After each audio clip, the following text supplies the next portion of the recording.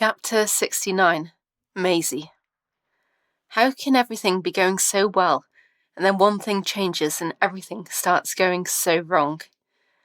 After returning from the Europeans with my 3 gold medals and 2 silver ones, I felt strong and good. I went back to Chippenham to see my mum and Maisie, my dog, and enjoyed the few days I had there feeling on top of the world. Maisie was my best friend. She loved me, which was obvious by the way she followed me everywhere, desperate for a hug, a kiss, a walk. She loved sitting on my lap and going under the arm, where I picked her up and generally just took her to the car in preparation for a trip somewhere. Maisie seemed to love going anywhere as long as I was there, although she didn't mind going to the beach even without me as company. Her fascination with the beach has always amazed me, as she stays away from the sea, as she is not interested in getting wet but just loves the run. She runs up the beach, then back, then if you start to run with her, she will charge off, loving the whole experience. This is the reason we are going to scatter her ashes on the beach in Breen. Her death, however, was a living nightmare. It had started as a good day. Living in Swansea, I didn't think I would ever expect this. I swam twice, with the first time being quite quick. Maisie had stayed in bed during the morning session, but had wanted to come swimming with me in the afternoon, so I let her come, and she slept in the car with a tub of water and open windows while I swam. Towards the end of my session, I started thinking about Maisie and felt a little anxious for her, so I sped up my session and got changed really quickly so I could go out and see Maisie as fast as possible. Looking through the window, I was comforted by seeing her still snoozed on the front seat.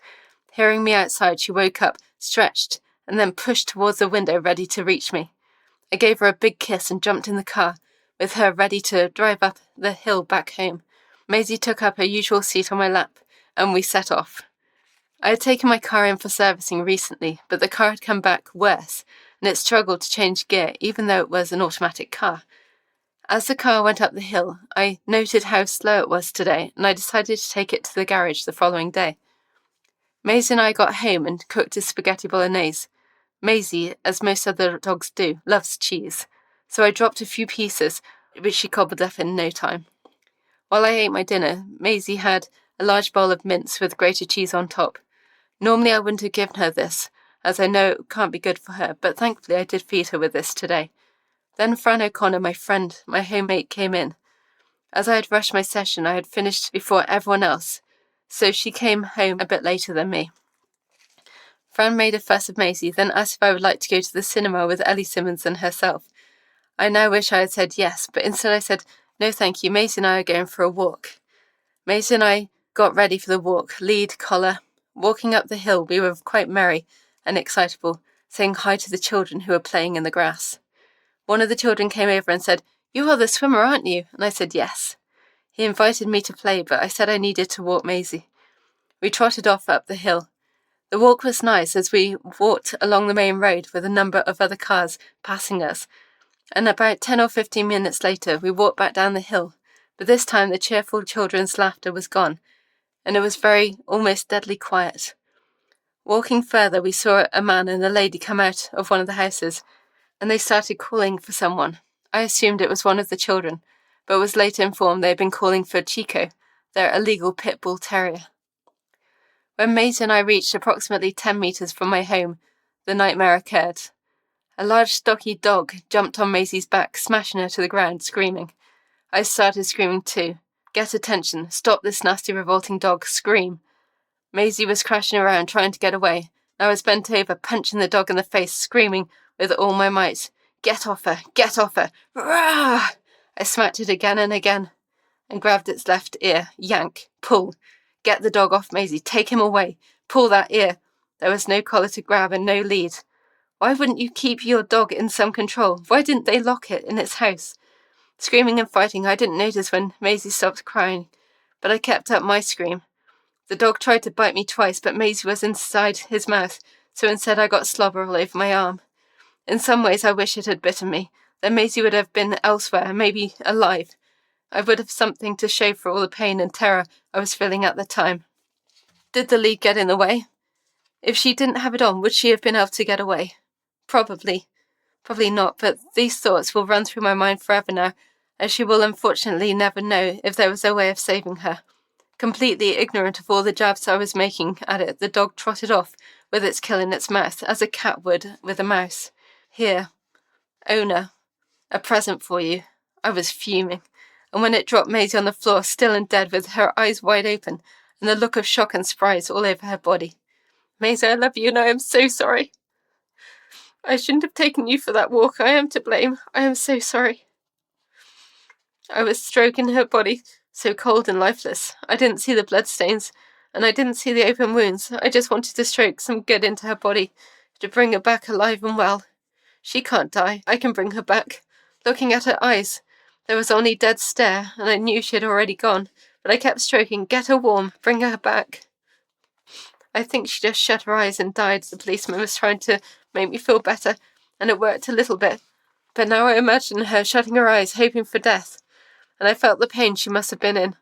I was no help, screaming for someone, anyone to help, and my voice and throat struggled for a couple of days later. My neighbour, Caroline, and her daughter, Fran, were wonderful, putting their arms round me and taking me to their home for a cup of tea. The police were called by Caroline, and they were also lovely, digging a grave in my garden, although I asked them a few times to check that she was actually dead, to make sure we didn't bury her alive. I knew she was dead, but just didn't quite believe it. Adrian and then my mum called me, trying to understand what and then why it had happened, but I couldn't get my words out through all the tears. Caroline was an angel, and she explained it to both of them, with me quivering and sobbing and unable to understand why it had happened. Adrian, after finding out what had happened, drove at breakneck speed to Swansea to put his arms around me, where they would stay for days to try to control my tears. We sat in the house for a bit, trying to understand what had happened. Why had it happened? Everything was wrong. I had just gone for a walk with my dog, and a pit bull had attacked. Pit bulls are a banned breed. Why would it be in Swansea, on my road, attacking my dog? This was all so unreal. The dog is banned. Adrian started driving back to my mum's house in my car, which was desperate for a service. We arrived to see my mum and her partner, Nick Woodall, at 1:45 in the morning, and we all hugged and cried. My friend Mark Rose drove to Swansea, and later dug Maisie up to bring her home to England, where we took her to the vets to be cremated, so we could scatter her ashes on the beaches in Breen. I didn't go back to Swansea for a number of weeks. I didn't want to replay the memories that were running around my head. I didn't want to feel useless and helpless again. Peter, my sports agent at the time, and Andy Milton, my friend, went straight to the press. We have a huge story, the press thought. This sounded like a good idea. We sat and chatted to the RSPCA, the police, and to anyone who knew anything about dangerous dogs. In the end, the police got the dog that killed Maisie, and they took the owners to court for having an illegal dog and for its incorrect handling. No lead, no collar. My family put it all over Facebook with gorgeous pictures of Maisie. Rest in peace, Maisie. And these made me feel stronger, but brought all the tears flooding out again. I had a competition that week after Maisie's death, so this was another reason we kept it out of the press. That, and the fact that police needed to be left to do their job first, to capture all the dogs and to arrest the owner. The competition went well, starting with the 400 metres freestyle. Ellie Simmons had always hugged me and told me how much they had all thought about me and how much they missed me. Then Maisie came into the conversation, and Ellie changed the subject when she saw the tears come into my eyes. Again, when I was standing behind the blocks, I thought I was going to do this for Maisie, and another tear dropped from my eyes before I brushed them away and started focusing, ready for my race. The race was nice, with an easy speed, and I won the heat with meters to spare. I was in the final, but I decided to drop out, which would allow Fran, who was first reserved, another chance to get her qualifying time, as I had already made mine. I felt nice for doing this and was rewarded by winning 2 golds before coming home, ready to grieve for Maisie. The beach we scattered her ashes on was stunning, the perfect place for Maisie. The rain covered the ground, and I felt it was just right for her. I scattered Maisie's ashes, thinking about all the wonderful things we had done together, and I thanked her in my mind for all the support she had been for me whenever I needed her. I told her that she will be able to run on the beach all the time and chase seagulls. Maisie had chased a seagull before, and it dropped a chicken sandwich that it had picked up, Maisie loves that chicken sandwich, even when my mum chased her to try to clear up the mess. The sandwich must have been twice the size of Maisie's head, which made it all look so funny. After scattering all the ashes, I turned away and walked up the beach. Maisie had loved this area, and as if to prove this theory, the rain stopped and the sun came out. A pathetic fallacy. I was sure that this was just one of the effects used in the movies, but obviously it happens in real life too.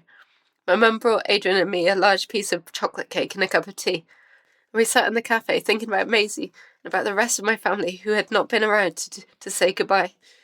I felt better after my tears, and I felt that the nightmares would stop soon as I gradually came to terms with the loss of Maisie. I did wonder about the dog that had killed Maisie, and whether it was right to kill this dog, because really it had been the owner's fault for having no control. My mum and Adrian convinced me that if it hadn't been Maisie, it would have been one of those children who were playing in the grass. The dog was unsafe. Hopefully the police would do well in the court case and win the right to do whatever they needed to.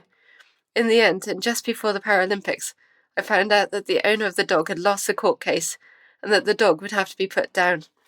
The owner also had to pay for the cost of the court proceedings and gave me £400 as compensation. It was this amount, as this is what we had originally paid for Maisie, £400 for a life, for all the nightmares I had to endure, and £400 for all the tears I had to cry. £400 because somebody didn't put a collar on their dog. I don't expect I will receive this money anyway, as there will be an excuse why he can't afford it. I need to feed myself and my family, and I need to buy another low-life dog who can fight and win money and obvious respect for me. I can't waste £400 on a broken heart. Adrian and I were walking from my car to the swimming pool for training at Bath University some time later, and I heard the sound of a dog running towards us. I grabbed Adrian's arm, scared stiff. The memories had been stirred. Adrian hugged me, saying it was okay. The dog was just a Labrador coming to say hello. I burst into tears, reliving in my mind the revolting pit bull running away with Maisie, his kill, in his mouth. 2 years after Maisie's murder, I have a fear of large dogs, especially the ones not wearing a lead, as it is a painful reminder of that awful day. Please put a lead on your dog, even if it is a well-trained, lovely Labrador who has never done anything bad in its life. It is your dog, not mine, and loose dogs stir up all of my emotions. I also have a garden which I enjoy working in, and when I spotted 2 dog poos in it, I also burst out crying. I am not sure which dog it was that had come into my garden to relieve themselves, but again it is your dog mess, not mine, so put your dog on their lead and keep it off my garden, thank you. I also wanted to save all the dogs and was going to own a dog's home later in life, so no dog has to be put down and every dog has a home. But now I can barely even look at a dog without feeling the terror or my tears. I have lost my love for dogs because of the revolting pit bull and its revolting owner. I have a large picture of me dressed in a GB tracksuit, carrying Maisie, which sits at the end of my bed. Every night I look over to her and say, "Good night, Maisie," believing, or rather hoping, she will be able to hear me. I am sure she will smile back in return, then roll over, fast asleep. Rest in peace, Maisie Molly Summer Love Millward, her show name. Rest in peace.